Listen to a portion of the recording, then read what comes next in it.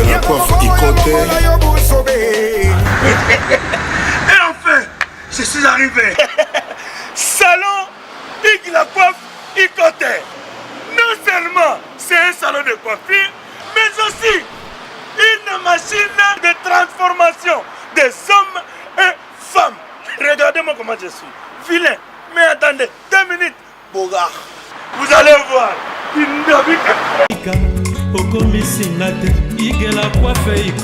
Hugues la coiffe Ikoté. Votre salon de coiffure mixte afro-européen situé sur la Nationale 3 au 174 avenue Aristide Briand, les pavillons sous bois. Pour plus de précisions, veuillez nous contacter au 01 41 55 00 00 ou encore sur notre site hugueslacoiffeikoté.com. Nous sommes ouverts tous les jours de 8h à 20h, même les jours fériés. Hugues la coiffe Ikoté, l'homme qui coiffe la ville. Hugues la coiffe Ikoté, le salon de coiffure mixte afro-européenne de proximité. Au 174 avenue Aristide Briand, les pavillons sous bois sur la Nationale 3. Un seul numéro, 01 41 55 00 00. La beauté de votre chevelure chez votre frère. Hugues la coiffe Ikoté, même père, même mère. Chikicha, chikicha, cha cha. La beauté peut tout changer. Salon Hugues la coiffe Ikoté.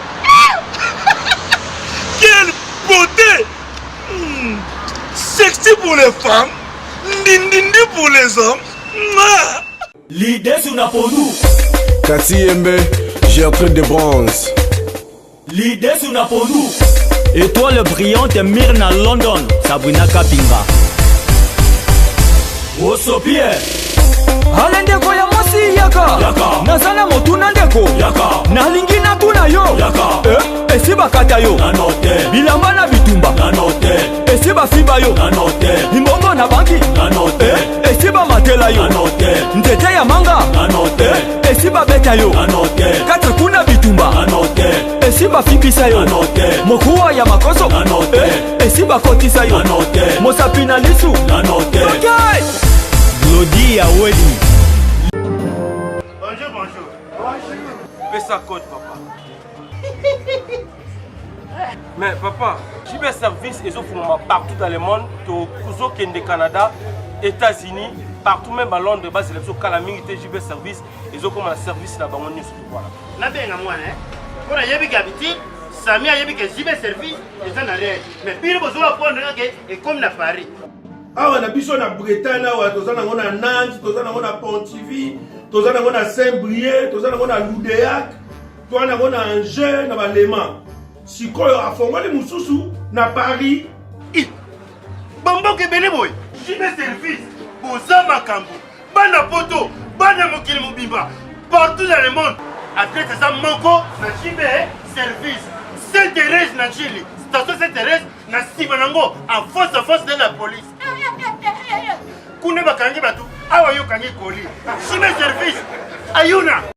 Depuis plus de 4 ans, Maxi Bien-être a non seulement apporté l'harmonie du corps, mais aussi des couples.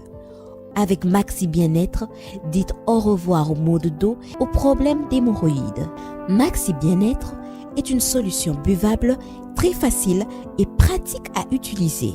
Versez le contenu du sachet dans un verre d'eau tiède, mélangez avec une cuillère et c'est tout. Alors, qu'attendez-vous? Maxi Bien-être, l'harmonie du corps et des couples. Merci Nada Bena fier na Congo Promo et ça sito bena no number 1 do sito bena intellectuel. Boss Raf Ngindo en tout cas na passivement bambote. Raf Ngindo le présentateur la force créative Congo Promo. Congo ça la force militaire na Congo Promo. Et faites comme moi, allez voir Congo Promo tv5.com. Donc au nom de Jésus-Christ nous bénissons le Congo Promo. Avec Raf Ngindo, Congo Promo ne tombera jamais. Bigolo Congo Promo ndé. Ouais, balobi Raf Ngindo. Congo Promo toujours, grande puissance. Come Congo Promo qui torcos net in a film. Congo Promo babundana nango. Raf Ngindo. Congo Promo. What a plus, what a des boss là. Shalom, shalom, peuple d'Ili de partout, vous qui suivez cette grande émission, la Rété chrétienne avec Yves, Ipan, tous, directeur des infos. La fin de la série continue toujours dans votre site Congo Promo TV avec les boss américains Rafongindu et boss à Dallas. Merci à toi, Raskang, le super pour cameraman, le vaillant RDC. Merci aussi à notre maman. Balobi avec toi Makambuza Kitoko et puis plaisir aussi na ndeko na biso Tringrami Etienne Ngemba d'autres la biso depuis Londres na bosanité maman na biso Emily Nzemba Motema à tous Pepele Mbetolo et sans oublier notre maman Billy Vumuka Fondation tous Ngabave tous Nga aussi orphelin. Voilà, je tiens à vous signaler que nous sommes déjà avec le révérend pasteur Herbie. Il est aussi artiste, musicien, artiste et comédien. Tu éviter comment se partage aka na makamni surtout na yondo le to bakito lukaye tout sona par rapport à surtout oyo bande ko batu na biso ba question to bakito lukaye. Donc je tiens à finir aussi que azamona ya papa na biso Jean-Paul Mayata pasteur de la foi. Voilà, tout sur lango moi lelo pasteur Herbie. Bonne santé. Ça va bien papa Yves. Bonne santé Lingomba. Et à l'église ça va, na grâce ensemble. Voilà, ça c'est bien.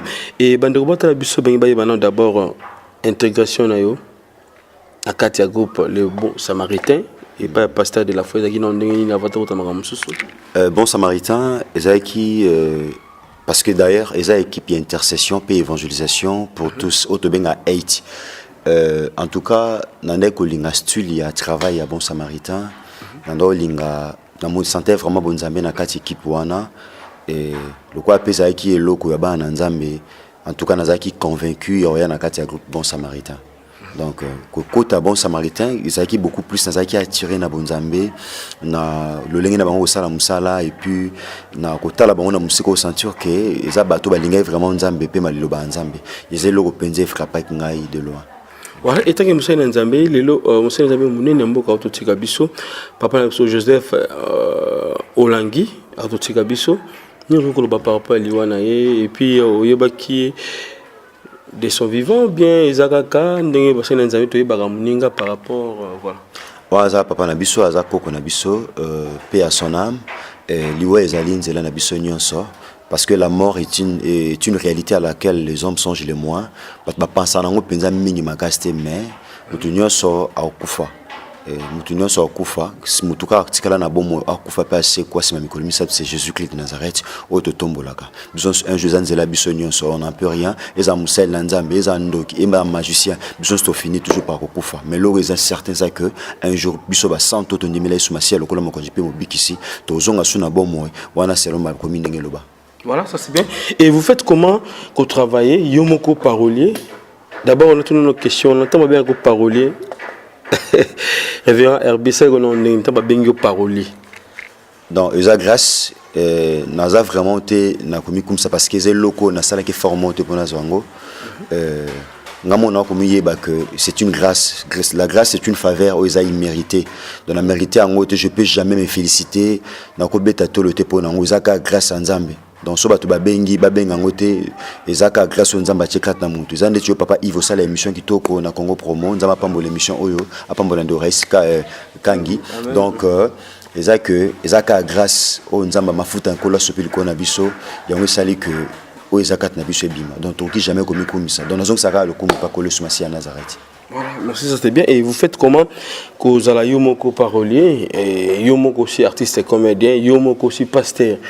Au Kabola Rabatache ou en pasteur Herbie. Na grâce à Nzambe, Nzambe a mettre à temps, Jésus-Christ de Nazareth a mettre à temps per circonstance. Donc le quoi tout ça le laé, abi moi na sala oyo sala o abi comment on peut s'abattre parce qu'il y a mettre à temps per circonstance. T'es dépendant na ngai tinga na ko penser que na sala le hôtel mais Nzambe permettre traiter. Donc c'est Dieu qui nous donne le temps. Après s'abattre pe ba moyo wana nyonso ya osala laé na ba lolenge moi mingi. Voilà. Tout souffle mon mouquet avec toi Reskang le super comme le vaillant pour faire plaisir à celui qu'on appelle José Bailly la JB Service. Tous dans la chanson, il y a révérend pasteur Herbie. Merci, c'est parti Reskangi. Okilanga na elilingi pena bokokani bwayo Yesu. Wete na lumba solo ya bonzambe bwayo pene pene na bato. Osaranga mwinda poete nangengisa bomoi pe mitema mitungisa mina pasi. Lokola Mungu aibatelaka musuni na kopola osalanga mungwa po ete baye bazwami ndinga-ndinga na nga bapola te. Na yango lokola lisumu ekangaki bomoi bwa moto, esengelaki nzambe mobimba akufa mpo na masumu ya bato. Yesu okokanisi lobiko ya bomoi bwa ngai na talo ya bomoi bwa yo Yesu Kristo. Je vaux le prix de mon salut, la vie de Jésus-Christ. Okokanisi bomoi bwa bunzambe bwa yo na lobiko bwa ngai Yesu. Naza na tina na miso ya mokonzi. Pamba te nzambe oyo okokanisi bomoi bwa yo na lobiko bwa ngai. Tiko tombwama. Okelanga na elilingi pe na bokokani bwa yo Yesu. Po ete nalumba solo ya bonzambe bwa yo penepene na bato. Osalanga mwinda po ete nangengisa bomoi pe mitema mitungisami na pasi. Lokola mungwa ebatelaka musuni na kopola, osalanga mungwa po ete baye bazwami ndinga-ndinga na nga bapola te. Na yango lokola lisumu ekangaki bomoi bwa moto, esengelaki nzambe mobimba akufa mpo na masumu ya bato. Yesu okokanisi lobiko ya bomoi bwa ngai na talo ya bomoi bwa yo Yesu Kristo. Je vaux le prix de mon salut, la vie de Jésus-Christ. Okokanisi bomoi bwa bunzambe bwa yo na lobiko bwa ngai Yesu. Naza na tina na miso ya mokonzi. Pamba te nzambe oyo okokanisi bomoi bwa yo na lobiko bwa ngai. Tiko tombwama. Oh Yesu, okotisa biso na lisange ya babulami, na kati ya pwele na nzambe tata Yesu. Okangola biso na bokasi ya molili, pe omema biso na mapeka na inde kino na ndako ya nzambe tata Yesu Kristo. Alleluya. Tozokota na esengo pamba te okomisi biso bamosangoli na ndako na yo. Na nzela makila na yo nde tozwa bokoti ya pete na ndako ya nzambe tata Yesu. Na nzela sika pe ya bomoi oyo Yesu ofongola mpo na biso. Alleluya. Okwisa efelo ibande kopimela biso bojali ya nzambe tata.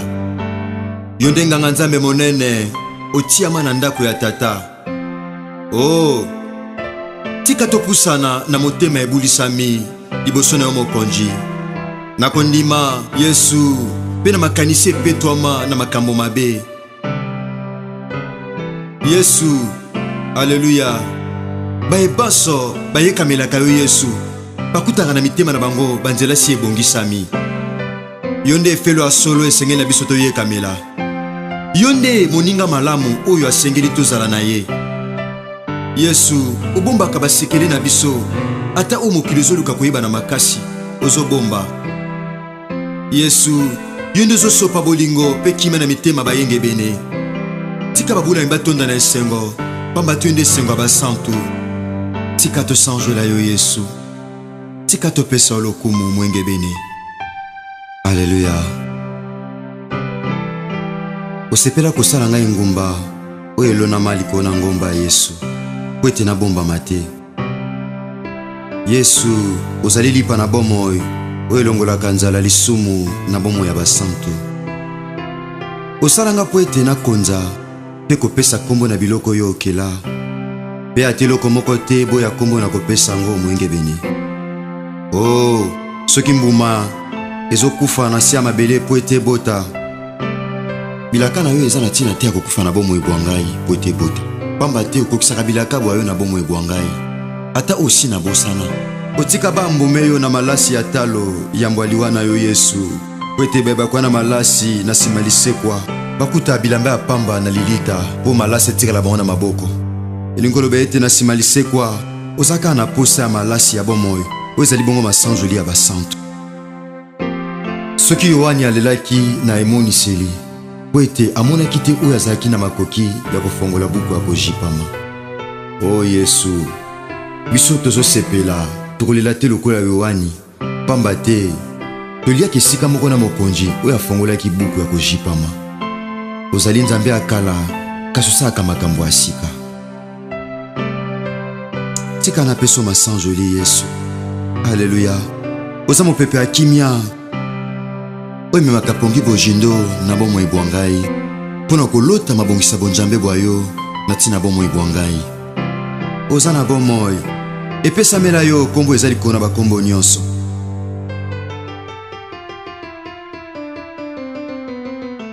liboso na yango mabolongo nyonso ezofukama na likolo na se na mabele mpe minoko nyonso ezotatola Yesu yo nde nzambe solo mpe abomo Jésus-Christ de Nazareth mpe nzambe tata atya nyonso na se ya makolo na yo nakotya biloko nyonso na se ya makolo na yo Yesu atika te eloko moko ezanga kozala na se ya makolo na yo Yesu nyonso eza na se ya makolo na yo Yesu na yango moto aza na posa kozwa biloko ekouti epai na Yesu moto aza na posa kozwa biloko eza na se ya makolo ya Yesu azala mokuse to molai esengeli afukama liboso na Yesu po ete azwa biloko aza nango bosenga oza na bomoi oza nzambe solo Yesu oh ntango bazobeta basete na ekulusu Yesu makili ezosopana Satana azosepela azoloba ete suki mpo na ye mpe mpo na mokili esuki nzokande misala na Yesu Masiya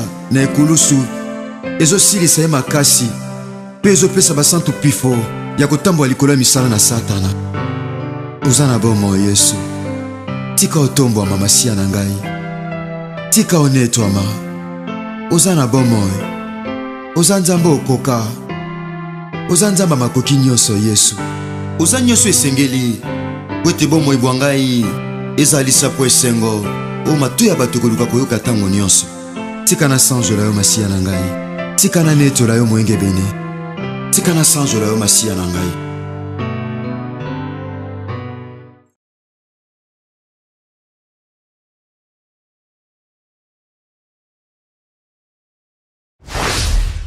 Voilà, donc je pense que vous avez suivi et vous avez compris que Maramanzambe et Zande Kotoyo avec le révérend pasteur Herbie.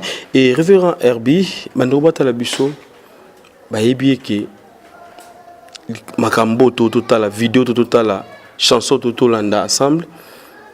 Tout ça, na motomoko, bande ko salango, mingi koleka, ope bat bande ko sepele makasi. Papa na biso ale moloto.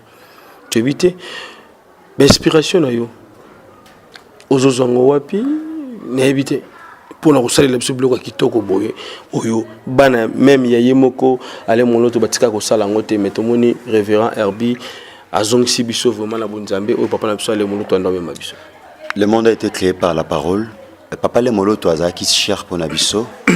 Papa le moloto azaki très utile pour nabiso, même pas na Congo mais partout dans le monde. C'est un papa oyo amaki un vent nouveau na kati adoration na mboka au Congo pe na mokili mobimba. C'est un papa oyo azaki modèle pour na babiso ba oyo. Donc je crois que grâce wana pe zaki kat na biso banda kala. Yo loba ko kumisa ye, ya ronetola ya ko sanjola ye. Donc je crois qu'il y a zappé modèle pour Nabiso.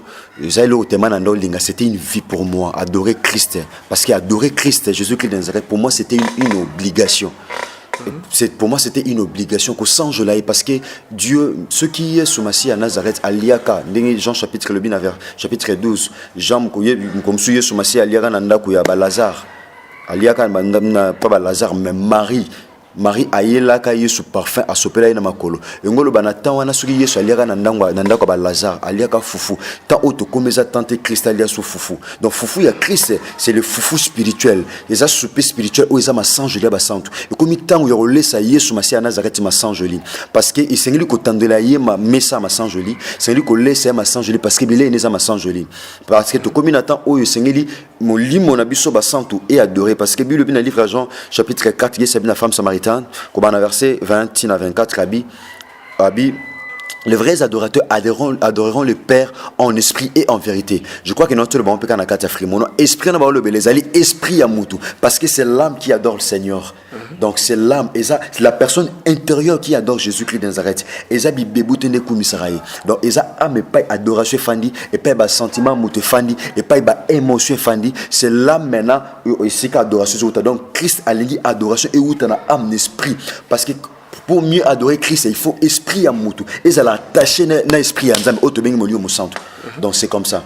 Donc zaki inspiration auto zaki tellement que azaki pe modèle pour nangai kolo azongisi lisusu nangina lobake papa moloto akufa te ngandi mate papa le moloto akufa parce que sur mokili lobi que l'artiste ne meurt jamais. Pourquoi que l'artiste ne meurt jamais? Pourquoi? Parce que œuvre naïe et de miracle. Donc tout papa allait à travers de ses œuvres, mais l'esprit qui agissait donc papa allait moloto aujourd'hui il agit aussi en moi parce que azope sanga inspiration parce que musala nzambe ko kufa te le papa allait akufi masanjoli fait kufa non les adorations doivent continuer donc nzambe fa continuer ko lia masanjoli ngolo batiso papa le moloto akufi qui adoration sukana donc biso ba oyo biso ba RB oyo c'est lui plutôt le continuer ko laisser c'est que papa le moloto suki biso continuer la mission afin que Christ à tout moment allie à kama sanjoli donc papa le moloto akufa te pourquoi parce que l'esprit saint de Jésus-Christ qui agissait en lui aujourd'hui il est en train d'agir en nous donc cet esprit là ces inspirations là et kufa te izana kata lilita te inspiration na kolo akabulon ba biso pour tout sanjoli donc musala nzambe ko kufa te papa Yves.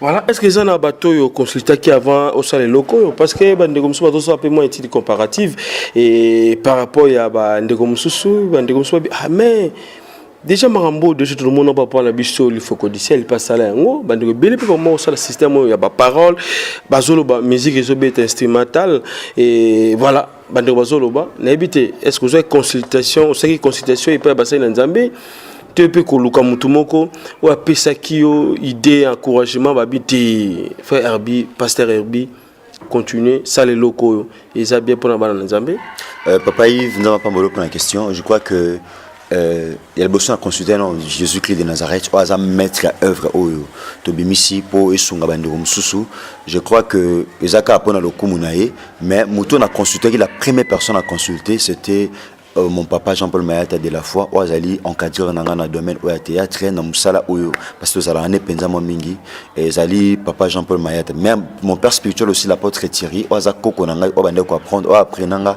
les ABC de la parole de Dieu et a remarqué peu loko je crois 10 ans passés je crois 10 ans à Moukié je crois même 12 à 13 ans passés parce que Jean-Paul Mayata a découvert cette grâce à moi c'était en 2012 tant au que ça la Notel Vénus tant au que ça la production à Bissokuna je crois que abandé qu'on rappelait en maintes reprises maintenant j'ai compris que la chose vient de Dieu tant pasteur Jean-Paul Mayata de la foi tant où et le Congo peut coquille je crois qu'Azaki Moutaliboso bandé qu'on encourageait même temps dans Salim Moussalo il était la première personne il y a quoi encourager Banga que Dieu te fasse du bien que Dieu Nzamba Sungayo que Liboso continue au salut en tout cas au sungi motema adoration na yo en tout cas et l'axinga sunde na ko adorer sur Nzamba makasi je crois que Nazaki penza na kimia na bi papa ndime loko parce que ça kapetete papa ndima moi na facilement mais papa Jean-Paul Mayata de la foi ndimi facilement c'est que la chose vraiment est venue de l'Éternel donc voilà ndengo lo bawana très bien bandeko bota la biso et aussi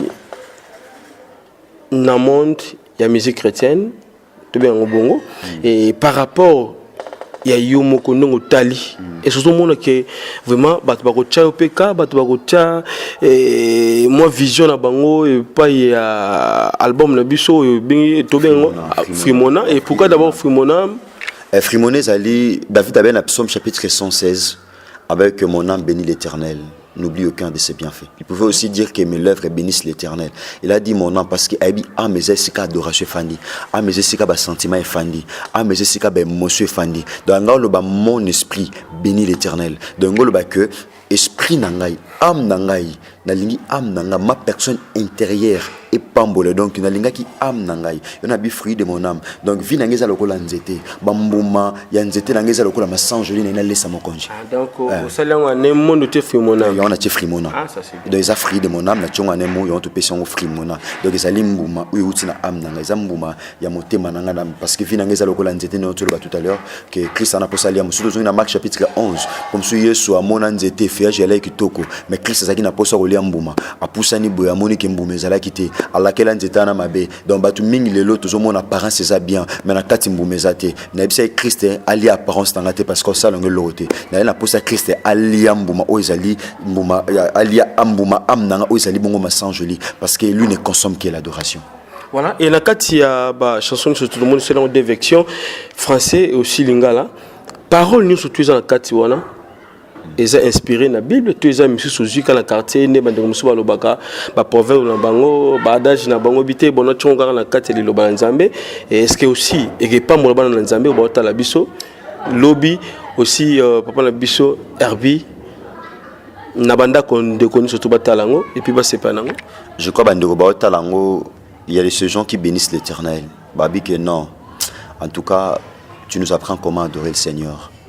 Dès que na lobi na linga na bio kelanga na lilingi pe na bokukani boyo. Pour être na lumba sola bonzambe boyo pene na bato. Donc naza créé na image pe na ressemblance à Jésus-Christ de Nazareth. Na raison na but et lumba sola bonzambe. Donc pas inga herbi naza. Il faut batouba sentir qu'il y a une présence de Dieu. Il faut batouba sentir qu'il y a une présence de Dieu ici dans cet endroit. Donc pas inazali faut na lumba sola bonzambe. Le c'est poli.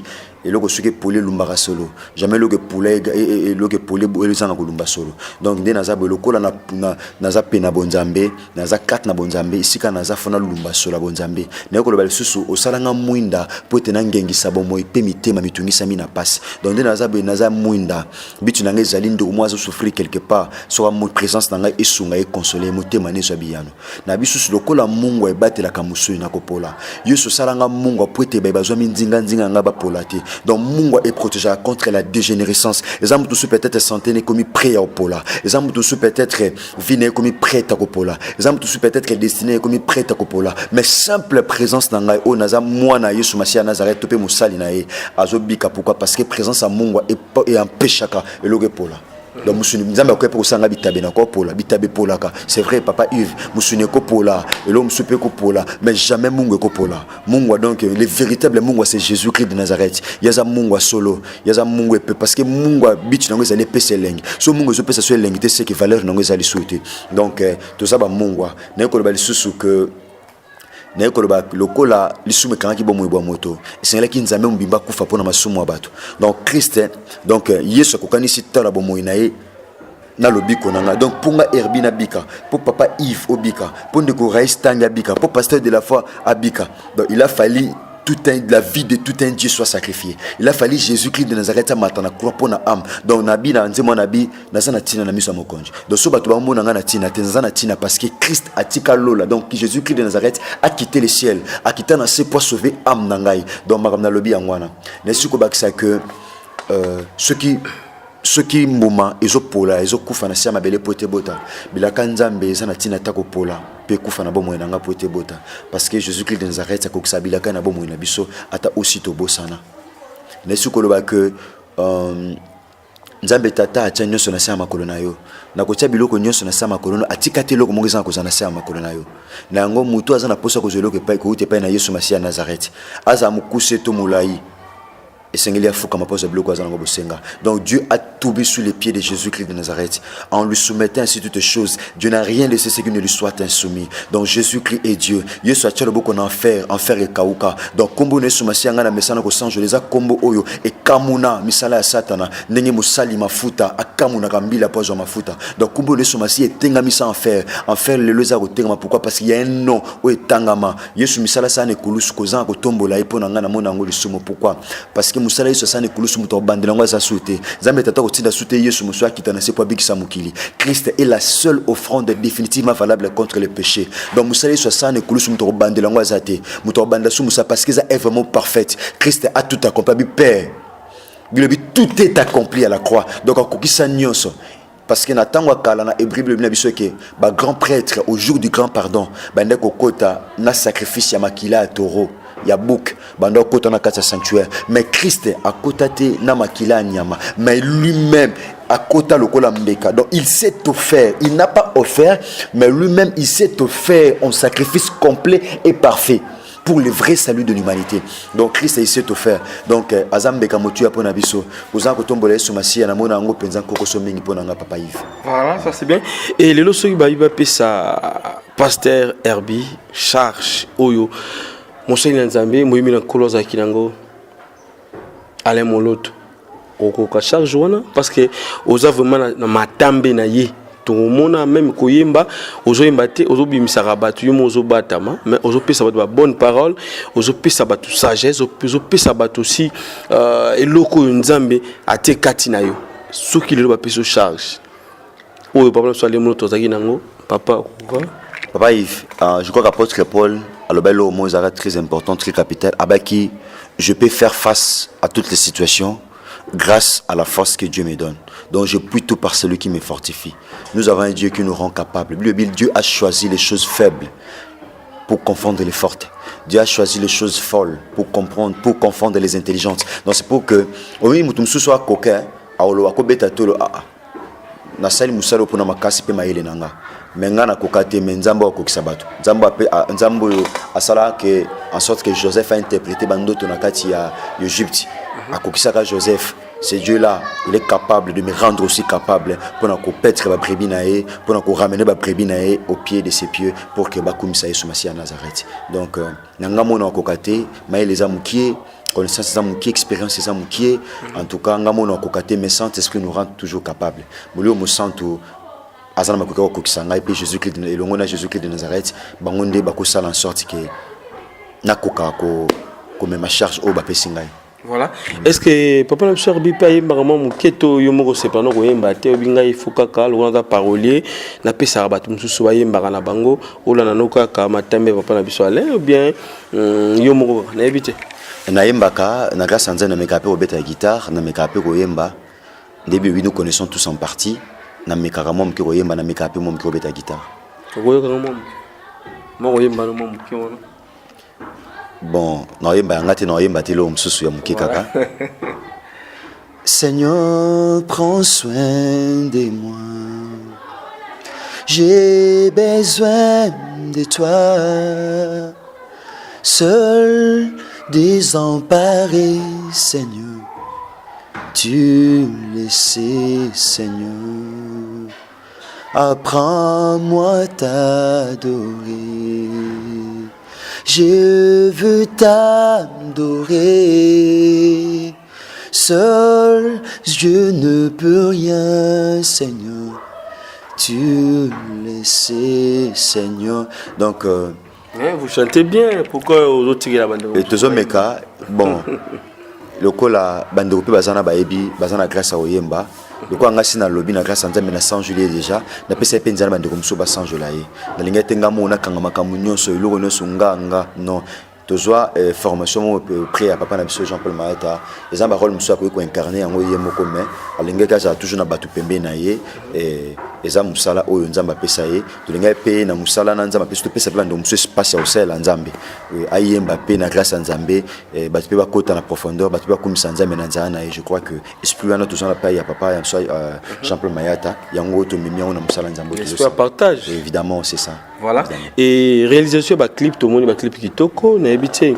Est-ce que ça na main forte moko na simana yo ba oyo ba tie makoki na bango ba tie momo solo na bango pour na kosunga musala oyo pour que lelo papa na biso RB asala 3 clips, 2 clips au tozo mona na ba télé. Je crois que le clip est déjà mis ça tous en monté, monsieur est dans la machine. Je crois main forte est ali parce que derrière un homme fort, il y a toujours une main forte. Je crois que papa Jean-Paul Maeta de la foi a tika ngaite mo nae a qui responsabilité vraiment yemo yo filmer ba clip le quoi Nzamba sala grâce a yebi ko filmer penza bien makasi yemo ko réaliser ki makamno so bango na ndeko Rais donc Rais kangi bon mi balena pasteur Jean-Paul Maeta de la foi bazwa ki ba image pasteur Jean-Paul Maeta a réalisé qui paye mtozo monter donc tabolingo papa zo lakisa mwana za papa moko azo pesa mwana pardon azo soutenir mwana tina ni yelo mwana mo ba sombi mabela pamba papa labi mwana zo po soma mabanga mwana zo so producteur bien habité na sunga yo kaka wa o avancer bon aza papa ezalo ko la papa mo boy moi alinga bale alinga ta tuner o sali ndenge nini banani bangi ba sungo azana posa apesono no contribution nae so bamsuba wana sima un papa azana souci ya mwana nae abandonner no ko pesa pour tunsuba ya na sima. Donc mon premier producteur c'est Jésus-Christ de Nazareth mène à Bomoto c'est notre papa Jean-Paul Maeta de la foi. Je crois que même des missions sous de Salisaïm t'a soutenir on zama pambola papa Jean-Paul Maeta de la foi de tout mon cœur que Dieu vous bénisse encore abondamment mon papa en tout cas à Tchagi Lobo Konde Koraïs Kangi en tout cas te déplacer même to que même si na Congo central na province pour na clip Nzembo en tout cas de Koraïs sous nzamba pambola makasi en tout cas papa Jean-Paul Maeta o la laté musaleza makasi auto yamba batu na bureau mais abandi musala 23h 3h du matin ils ont monté clip et là ils a été mais à moi c'est pour quel amour? Donc c'est ça l'amour que nous prêchons. Donc amour wana ngana vivre en je vois ça nous vivre en je vis ça auprès de mon papa Jean-Paul Matata. Et pour quand bandeko zango na ba édition et aussi na bandako na bango parce que l'autre fois déjà to checker on na émission kitoko tout ça qui na de na biso Stelambo bandeko ba ko parole ngamo pino ki ataki toucher et toucher qui peut aussi bandeko ba tala biso na bandako je sais bien bandeko belé botala ki botala une émission tout ça qui na mama na biso Stelambo wazali ser azana maboko te azana makolote boka parole mtu a lobaki ndasala ki chanson kitoko ezali bongo passant sur RB voilà. Je disais par rapport à l'édition, bandoko bolinga bazwango, moriko zwango wapi et puis ils en a combien de chansons na kati ya disque wana. Na kati ya disque wana, ils ont la parole d'adoration mi balé à français, mi balé za lingala et ils en a banzembo misato. Nzembo disato bimisi wali masan joli. Ça fait 7. Tous en a combiné sur ma site, tous en a studio Moussa Necilité, tous en a ta présence, tous en a studio Necilité. Je crois dans la classe à coller sur ma site à Nazareth. Je crois qu'avant fin du mois où tous allés, je crois qu'un color sunga et vous allez déjà. Je crois bandeko barozwango. Je crois Moussopé, je crois dans la classe Nzambe Mikole ou les cajan la chaîne Nabiso A et Amboka. Je crois bandeko bazali banda, bazona nous grâce à Rolandango Awa na Congo Promo, pe na ma chaîne Moussou sur internet. Je crois que Nzambe a la grâce de façon que du super bas sur la CD et quand on a une édition mais tous la note en Zambie je crois que ça bon.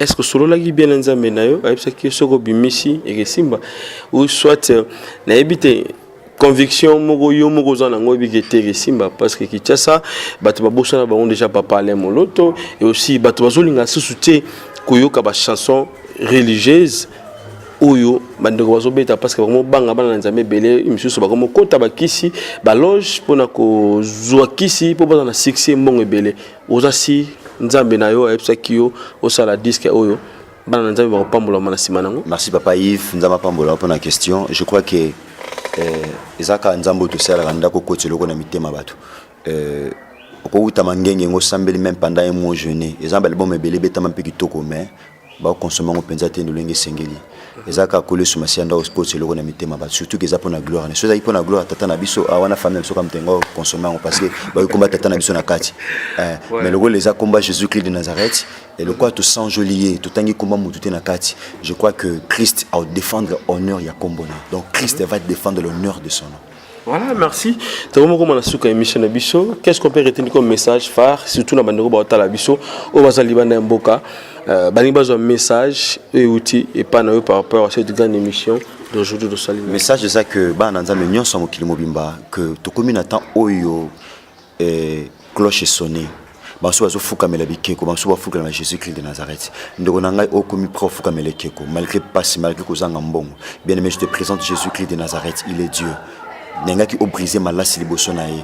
Ne moi sur Salaki, Marie à Salaki, dans Jean chapitre 12. Il est temps de nous agenouiller devant Christ. Et comme temps où tout change là, c'est le temps Oyo, ça ne sera ni à Jérusalem, ni sur la montagne des Garizim, mais comme temps Oyo tout fou comme apona ko change là Yesu, bien aimé. Et comme temps ko kumise na molimo pe na sol. Et comme temps ko kumise na âme, bien aimé. Et comme temps où tu adorer Christ profondément, parce que na temps où tu zabou ba fort tellement ba komi belé, biso to pona biso Jésus-Christ de Nazareth, où tu change là. Soit comme la charpe ba chevaux, biso comme la Jésus-Christ de Nazareth, ça combo to tangaka. Et comme temps ko fou comme le bossa combo no simasi. Comme temps ko laisse en koloma sanjoli parce que belé ina ende ngwana. Comme temps ko adorer Christ et puis temps zo ka nzembo yeba combo ni batangi na kata nzembo. Ko fou comme batumi pele ba fou comme le bikeko papa Yves sans le savoir. Les a comme temps oyo folanda nzembo ba kumisi nani ba tomboli nani parce que le loto yoka ba combo belé mais combo biso to yebi c'est Jésus-Christ de Nazareth combo to yekola mo ba la kisabiso c'est le nom de Jésus-Christ de Nazareth ndeko so lingo apprendre comment adorer Jésus-Christ de Nazareth olingo kumisa nzambe nanga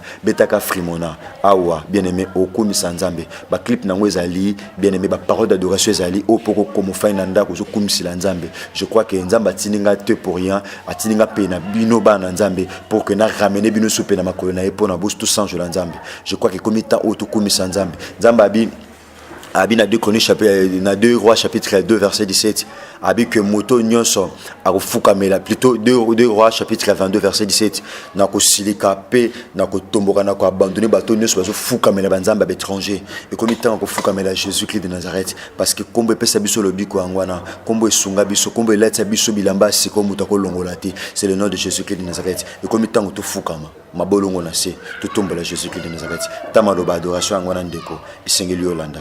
En tout cas, Fimona na kati wana featuring izanini na bandeko nini oyo oyembi na bango osai na bango parce que lelo bato bamolinga ma featuring ça va bien donner quelque chose pour toka bana.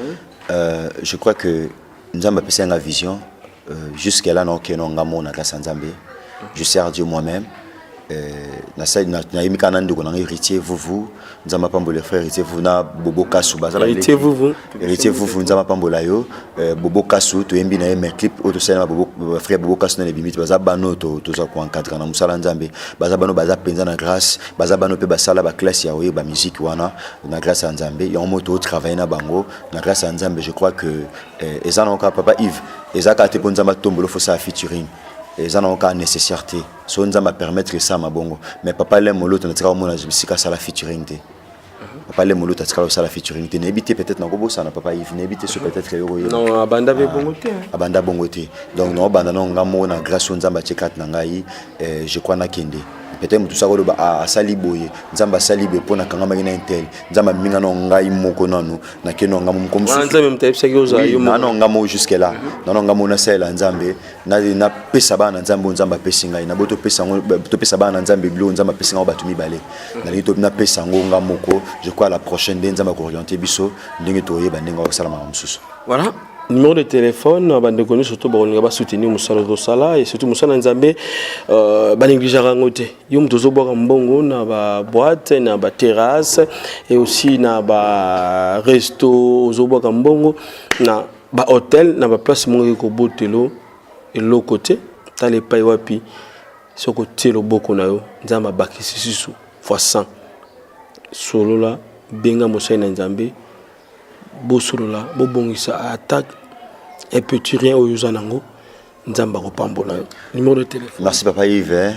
Numéro zali 00 donc autre comme plus 243 89 670 76 01. Je répète encore une fois plus 243 89 670 76 01 na suka. Je crois soindo soy bandeko bobengi pour nous tenir ça. Je crois que nzamba lola pambola bino numéro na biso angwana ozana pour sa situation c'est même suggestion ko hésiter te obenga ozanga moko ndo na bino le pasteur Herbi o nazo ko évoluer na sia makolo ya Moussa Nzali pasteur Jean-Paul Mata de la foi yaza encadrer na ngaza ali papa na ngai en tout cas na grâce à nzambe to c'est to meka mom ki osela nzambe na moi ko banga emuke. Je crois que bando ko benga numéro ba ozo directement ngai pe to ozo attend solo mbote opesa wala nani la pesi mbote papa ndoko nyonso la pesi mbote pas évangéliste Daniel Matondo aux États-Unis azape na campagne monnaie na 11e mois.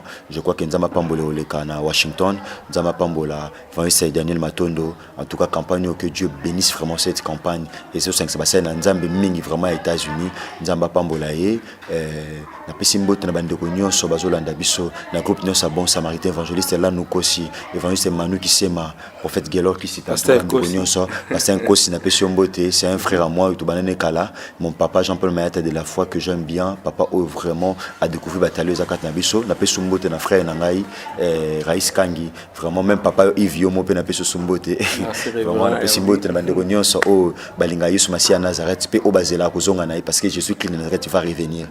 Yesu zonga un jour, bandeko ba rêver, papa Yves Yesu Masia zonga azana bomo, il va se kosi nzama pambole so makasimi koleka. Voilà, merci. Nous sommes arrivés à la fin de votre grande émission que vous aimez beaucoup, la réalité chrétienne avec Yves Ipan. Voilà, mais on ne va pas se séparer comme ça. Tournons tout ce qu'il a bino. Juste la dernière chanson. Il y a Papa Nabiso, révérend pasteur, artiste, musicien, artiste comédien, Herbi. C'est parti, Raïs Kang, ici, nous sommes en connexion avec toi. Merci.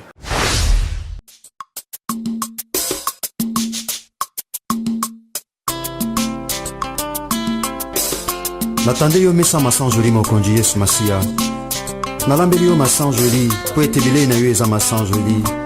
Alléluia.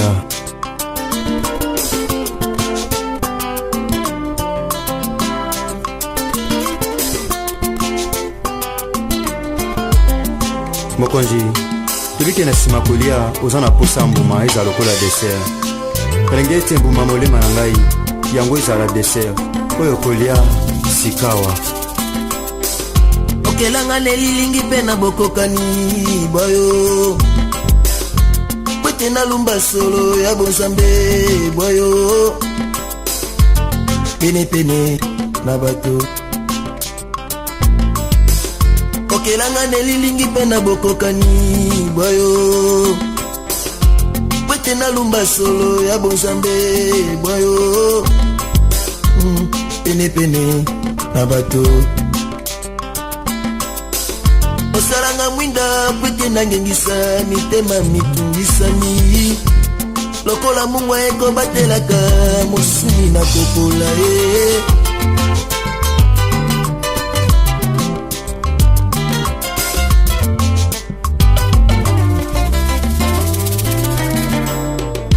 Osalanga mungwa kwete bazoni pene na ngai bapola te. Esue oleki malamu mingi esue masanjoli ebongi na yo. Masanjoli ebongi na yo. Esue masanjoli ebongi na yo. Masanjoli ebongi na yo. Okelanga nelilingi mpe na bokokani boyo kwete nalumba solo ya bonzambe boyo masanjoli ebongi na yo. Esue masanjoli ebongi na yo. Esue masanjoli ebongi na yo.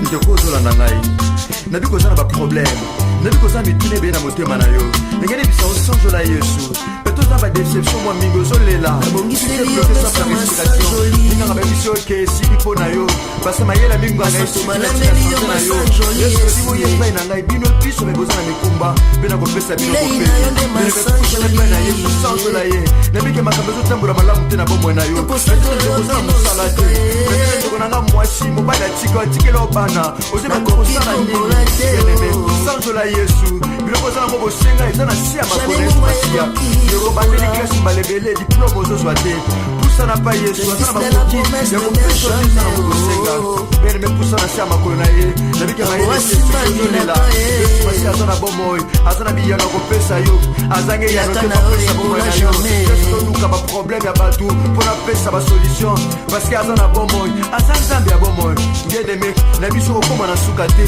likambo sala na yo jamais kosa kutuna se parce que Yesu Masia azana bomoi parce que Yesu Masia azasa Jésus-Christ de Nazareth est véritablement Dieu nazo dekaya kopesa bio na vie na yo sans la pesa lokumo le Seigneur merci au permettre qu'il passe comme na vie na pour monter ta gloire na yo oh Yesu le biete alléluia bina Lazareth kokono comme na liwate kokono za pona ke bwazambe peut-être un problème à vie na yo peut-être ça fait pour la gloire Yesu Masia Nazareth bien mo okufa te Yesu Masia kopesa bomoi okufa te parce que Jésus-Christ est la vie akopesa bomoi na be okufa te Yesu okona bikoke welo te avec Christ vivant na be le basuka te pour la bomoi na yo ozana trésor ta kolela ata bazongiso na ndako minga balobe te sili pour la santé na yo bien mais zane likia sans jola Yesu bien mais oui c'est vrai zote beli mais bien mais ozana monoko bona Silas bien mais quoi que bakanga maki ata bakanga maki bien mais balela ki ba sans jola ki Yesu nous ma sans joli na yo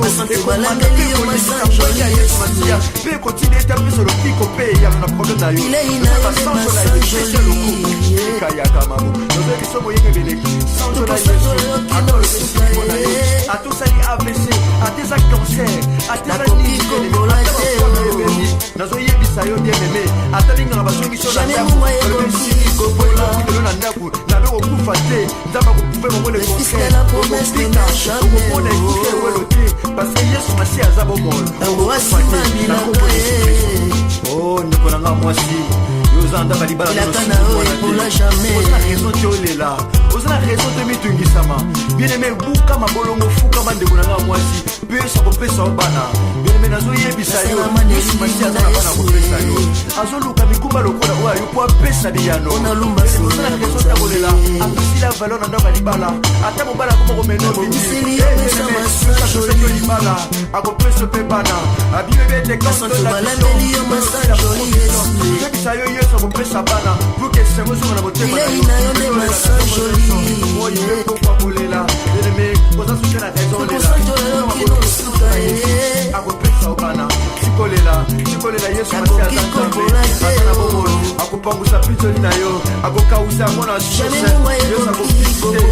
yesu akovisite yo yesu akosakisaka te yesu akosaka elizabeth te aza mpe na raison okosa o te parceke aza nzambo akosaka te sanzola yesusenga bano oza na bango kosenga baza na si ya makolo na yesusanzola ye mpe kosimba bana mpe mokili kobetela yesu kristo maboko mokili kotatola belebelisola bomoi na yo alleluya bato baluka bayokango ekoma histoire mpe koningisa mpe kokangisa mokili parceke yesu masiya aza na bomoi akotika bilembo ya minene mpe ya makasi ya bomoi na yo na kombo na yesu kristo